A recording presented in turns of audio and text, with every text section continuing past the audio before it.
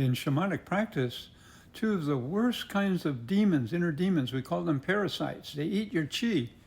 Anyway, is the judge and the victim, the inner judge, the inner victim. We've spoken a lot about the inner judge in many of these posts, but this a little bit on the victim. They kind of go together because every time the judge makes a judgment, usually they're found guilty and then you feel like a victim. So the thing about victim, there's a good side of it. If it were developed, it would not be victimhood. Victimhood is like, oh, bemoaning everything that's happened to me. Wow, why am I always the bad guy? Nothing ever happens to me. I've been going at this for so long, it'll never happen. That kind of really downer energy. In the shamanic terms, that's one of the greatest flaws of humankind.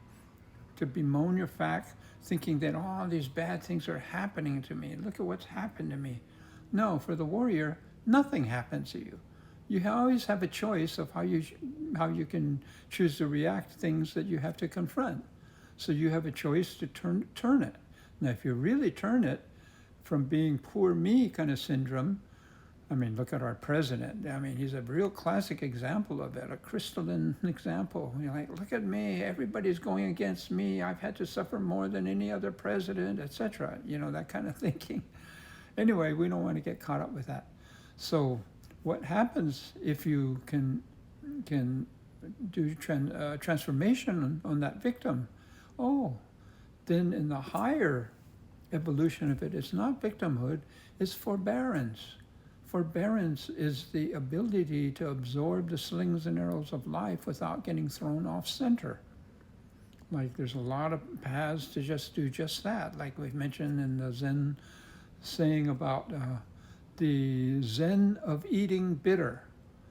It recognizes that life is sometimes sweet and sometimes bitter. Nothing to complain about. Whether we like it or not like it, but there's nothing in itself to complain about.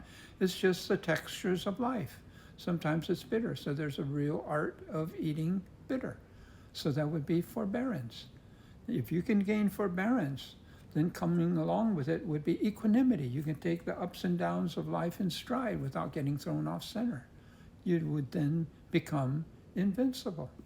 Nothing of the outside world can affect you. Good luck. And if you want to know more about the judge and the victim and all the parasites, that's why I wrote the book Map of Desire, and it'll give you step-by-step practices on how to resolve your victimhood and the judge. And if you get those two, wow, your level of living will jump.